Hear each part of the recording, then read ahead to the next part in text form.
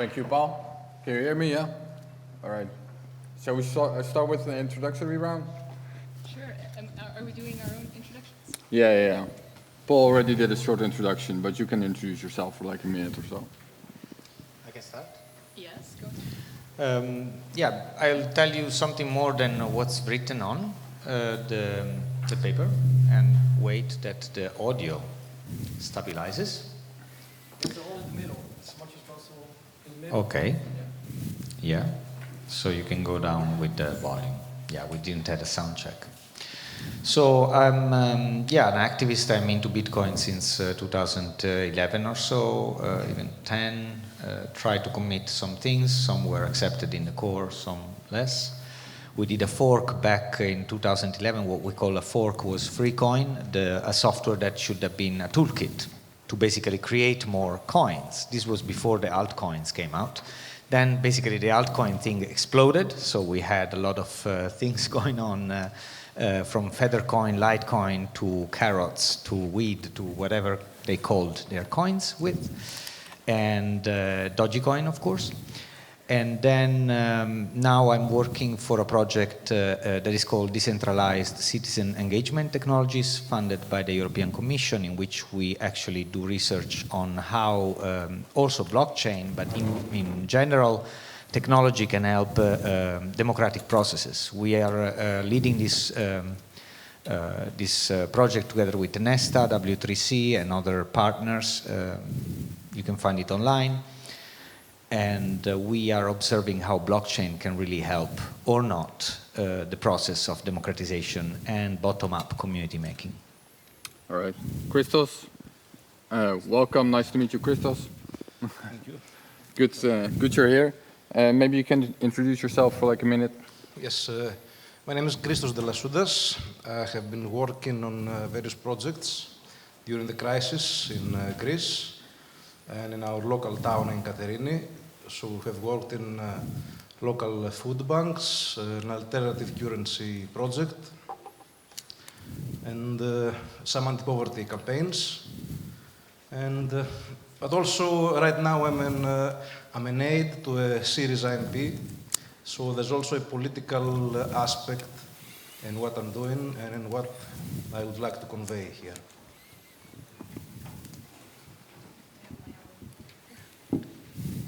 Ancilla, yay, microphone.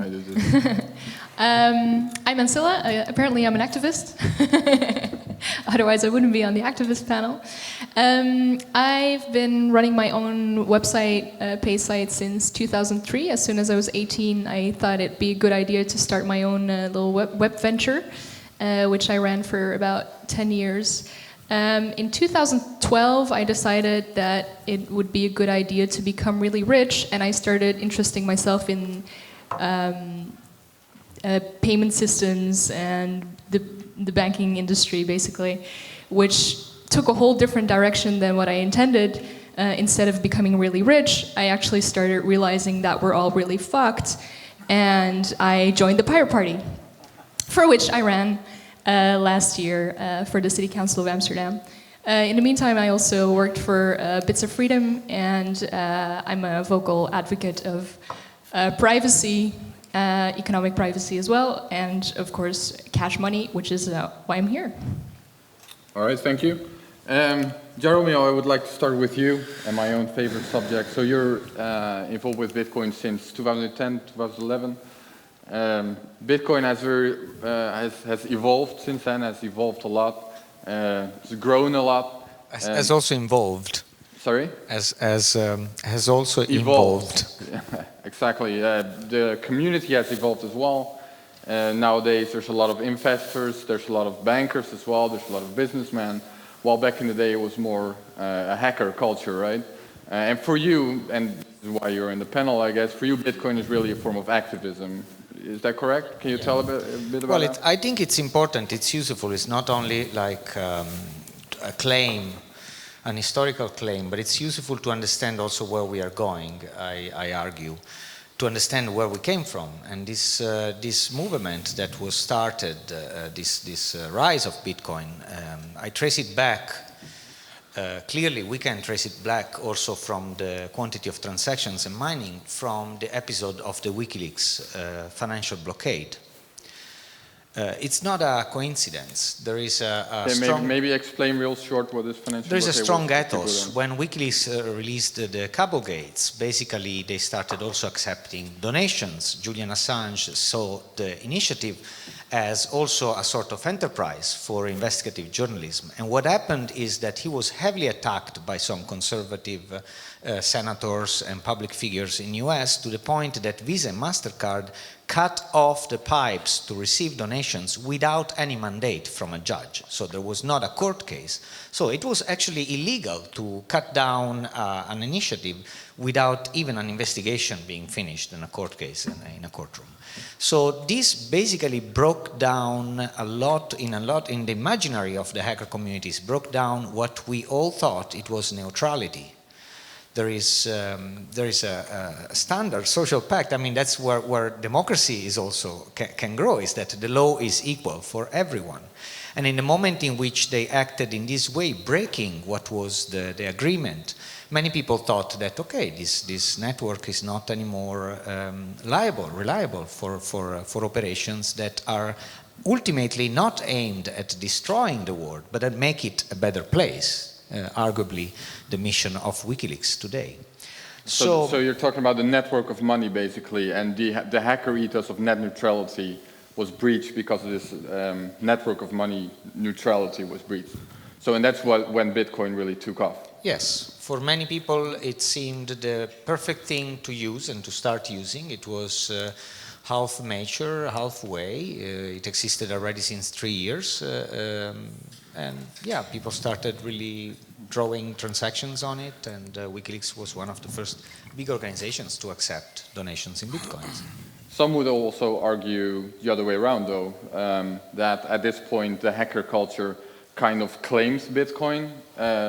It was never really meant to be this necessarily activist thing. Satoshi was against WikiLeaks accepting Bitcoin, and he left after. What do you think about that? I disagree. I think Bitcoin was first announced on a mailing list, on a cryptographic mailing list, similar to Cryptome, but smaller. And then its big outing was, I think it was 2007, no, perhaps later, on Slashdot. It was 0.3 that was announced, and it was resonating the development that was already done on Hashcash. And no, I disagree. All right, let's move to Ancilla. So your main involvement in the panel, I guess, is because of your activism for cash money, right? Can you explain why you think this is so important? Yeah, actually, I want to say something about what was just discussed. I think most hackers that I know, and I know a few actually, would agree that technology is neutral and that blockchain is a technology and therefore neutral, and it can be used for good and for bad. So I would really doubt if the inventor of blockchain/Bitcoin would have envisioned anything else but a neutral technology with that. I think Jaromil might actually disagree with that, or not. I think we agree, actually. Technology is neutral. We agree on the green one. Oh, yeah, the green. Oh, thank you. We agree on the situation. If we bring it to a philosophical discussion, then yeah, it's arguably, I mean, the idea of neutrality, it's an ideal. And often the process of development of technology has per se a lot of political choices, which we might then observe as non-neutral. I mean, the choice of Satoshi Nakamoto of developing a completely distributed and decentralized technology, per se, yes, it helps the idea of democracy and neutrality in sense of democracy and equal opportunities for people. But on the other side, it does a political choice. So in other terms, what we call neutrality could be by challenging the status quo. Yeah, we totally agree. Sorry? I could challenge the discussion here. Uh-oh. Okay. The heavyweight steps in. Yes. From a political point of view, and I would like to put forward the political question of, because we are discussing now of money in a technical sense, but in a political sense, what actually do we want money to achieve? And in my thinking, money should be able to secure purchasing power for the basic needs of life for everybody. So in that sense, Bitcoin, I don't know if it can do that.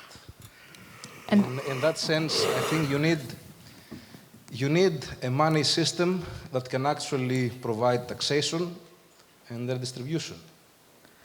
And but without discarding the usefulness of Bitcoin in a system, I would like to just put forward the notion that we do need something more than Bitcoin. Yeah, absolutely, like cash money.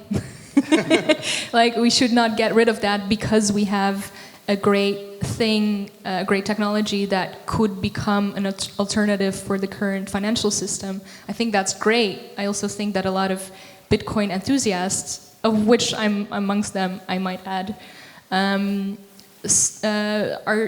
a little bit too excited about this and are willing to throw away the baby with the bathwater, so to say, by getting rid of cash money or not seeing the problem with getting rid of cash money. So what is the problem? The problem is a lot of people don't have this because there's still a lot of stores that do accept cash.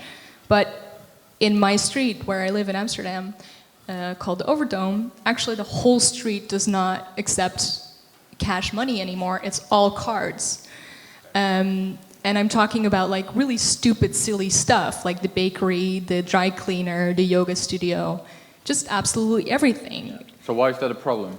This is a problem because every transaction you make will be stored, analyzed, and as we now know, also sold to third parties for profit.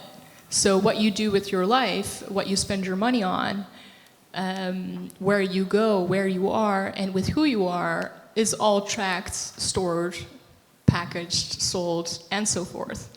And cash money is something that limits that makes that hard to do on a large-scale basis, or at least you as a consumer have the choice if you want to take that option or not. And when cash money disappears, we no longer have that option. We can only go through banks or through Bitcoin, but we have yet to see where Bitcoin will take us and how far the banks will allow us to take Bitcoin. Sure. I think it's very important what she's saying also for certain social patterns that get changed by this. For instance, if you don't have any more coins in your pocket, you cannot give them to someone asking them. And I'd like to just shift also the attention to other systems that we digitized recently in the Netherlands, like the OV-chip card. In the moment in which we actually abandoned the strip card.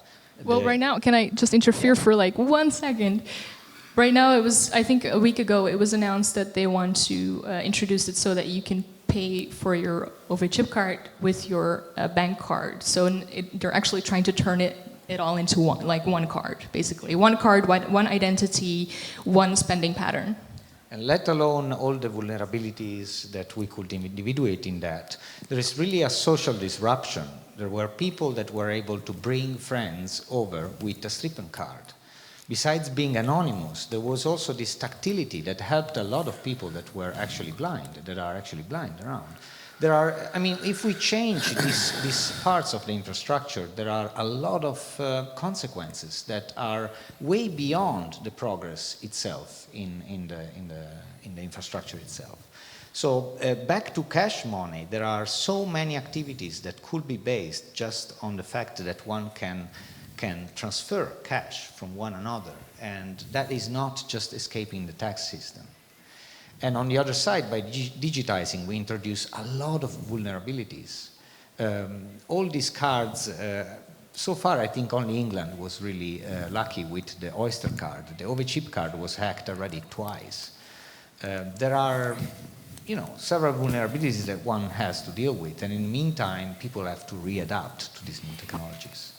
But so it sounds, because your main argument for keeping cash sounds very like an individual privacy issue, right? Like your personal spending patterns should be personal, while Jaromil seems to be more of a collective, like the social influences. Is that fair to say? Yeah, all these aspects are all intertwined. They are all good reasons. Do you want to reconcile, Christos? Actually, right now I would like to reverse the procedure here.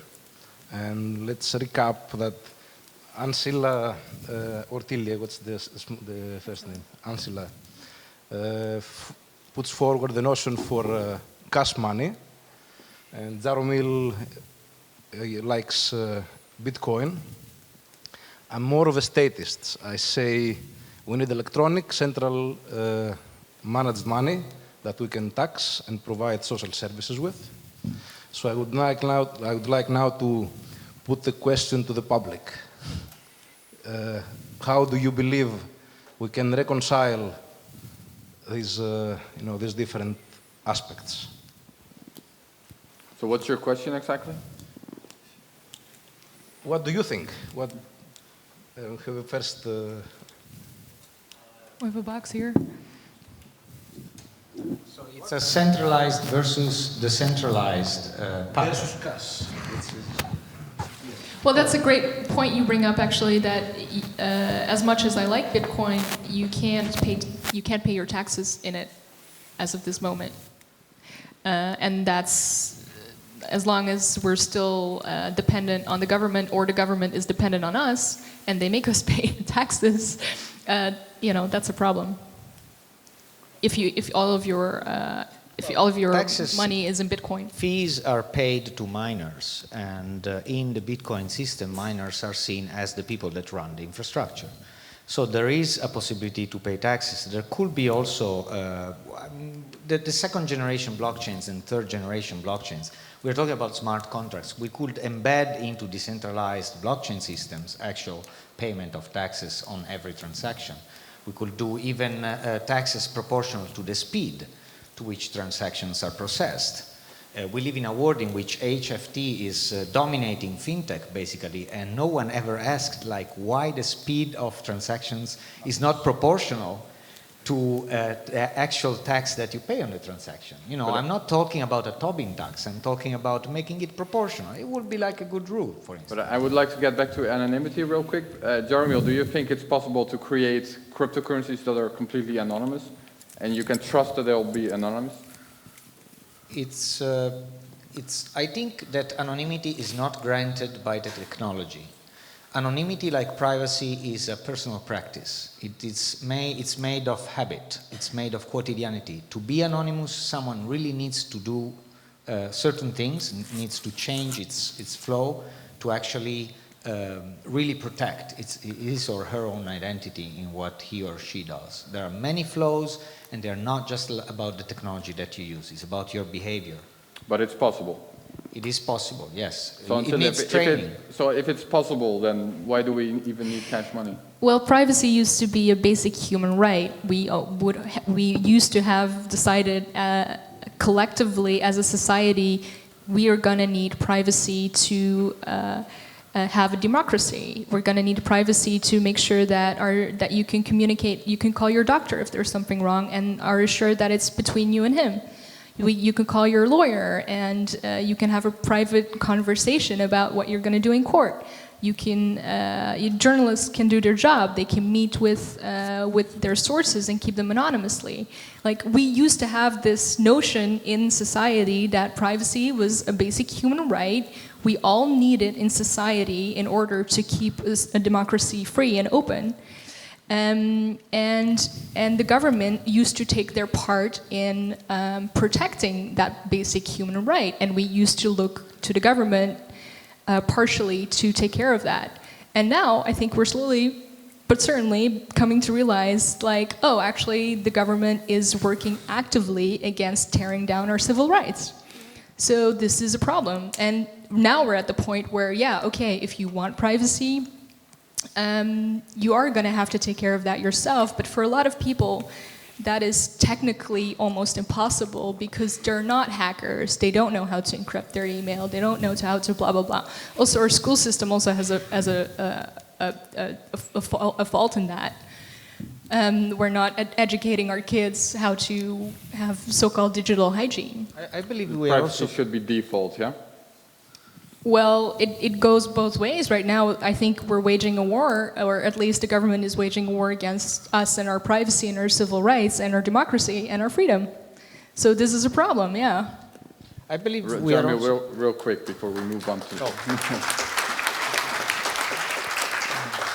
I believe also we are very lucky to discuss this here and to actually not need so much privacy in a world like the Netherlands, in a place like the Netherlands. We have always to imagine other places that are struggling to develop democracy. We have to imagine situations where mafia dominates the territory, where self-determined women have to actually gain the position of equality still in society. We have to imagine all sorts of situations in which it can be a real danger to actually have your identity out there. To not even mention war, in which journalists need to keep very well his or her own address book, otherwise these people can be, the life of the people you interview can be jeopardized. So in the democratic process, privacy is absolutely needed. There is a great paper by Helen Nissenbaum called The Contextual Integrity that describes really deeply also this sort of need. Okay, I would like to move on to Christos. Christos, you're an active member of the Syriza party in Greece. Yes. What I would like to know, now I have you on the stage, recently, and while we're in the hacker sphere, recently during the whole Greek crisis, Varoufakis actually brought in some hackers to hack into their own government computers and create possibly... His own database. Would you like to tell about that? Yes. There's not much to say about that. Technically, because it was contested in law court and legal court, he didn't actually do anything with it. He didn't commit any... Well, maybe first crime explain what he did or didn't do exactly. What's the story? He used access through an electronic expert, an internet expert, to gain access to the records of the tax office. The plan was to use every citizen's individual VAT number to open accounts in which they would be debited money. He would deposit units, IOUs, or something like that. And that plan didn't go forward. And then this was in case like all the money flow to the banks was shut down, right? Yes. Then there would be basically a national currency in a way. In a way, yeah. So, but I would like to say that essentially now Greece is outside the euro, more or less, because we have capital controls and you can't really take money out of the country. And we already shut off most international payment methods, like PayPal or other things. So technically, I mean, even though technically in name we are still using the euro, to a big extent we are outside the normal operations of a common monetary system. Right. So why didn't this plan go through, the plan B? Well, it was just a political decision of the last moment, because in essence we had the threat, you do this or we shut you down. Mm-hmm. And there was no enough time to deploy anything else, really. And this is something I would really like to ask our friend here who was representing the central bank about the mandates. I mean, the central bank has a mandate to maintain financial stability. Yet the European Central Bank threatened to shut down Greek banks. And I don't see how this is compatible with maintaining financial stability. Is this an actual question? Is he in the room still? I would like to know. No, I'd like to know, yes. Yeah. Is he niet meer?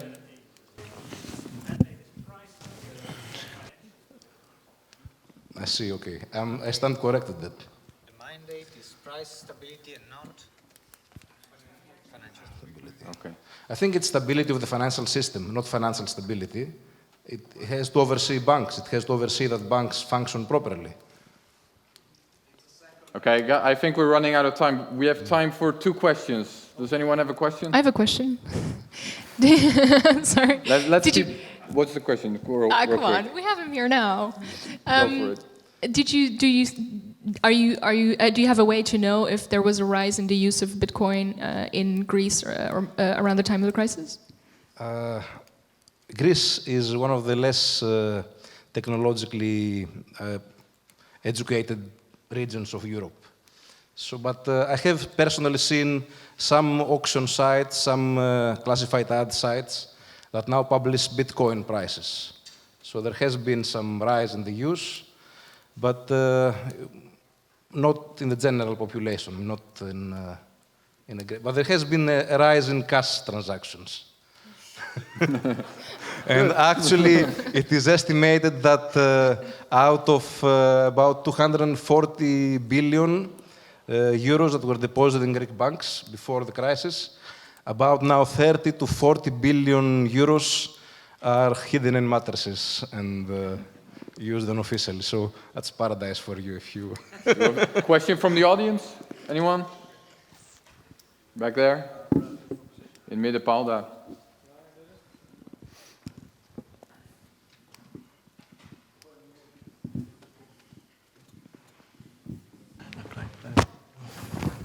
A question for Christos. If we want to help the Greek people, what is the best we can give? Bitcoins, euros, or gold? I think right now Greece needs technically euros. I'm not sure gold is going to be very much of use right now. And I don't think Greeks would know what to do with the bitcoins at this point, for the most part. But I think that the best thing you can do about Greece right now is to spread the word about what really went on in Greece and how we were forced to accept humiliating terms just on the threat of shutting down our banks. And this is the big issue with the monetary system and how it relates to the Greek crisis. Can I share an analysis with you? I think one thing that would help also Greece right now is community development, like also in terms of commercial communities or also in terms of credit circuits. We had before Hank from Straw that explained, I mean, we have limited time, schemes that are really useful for business-to-business development in a bottom-up sense. And Greece could really benefit from the use of complementary currencies, so not polarizing pro or against the euro, and start creating some entrepreneurship also there and growing some business. There are ways to do this, better done with open source software rather than closed source, and better done in a distributed, resilient way as the blockchain technologies offer. All right, we're all out of time. Can I get a hand for Ancilla, Jaromil, and Christos?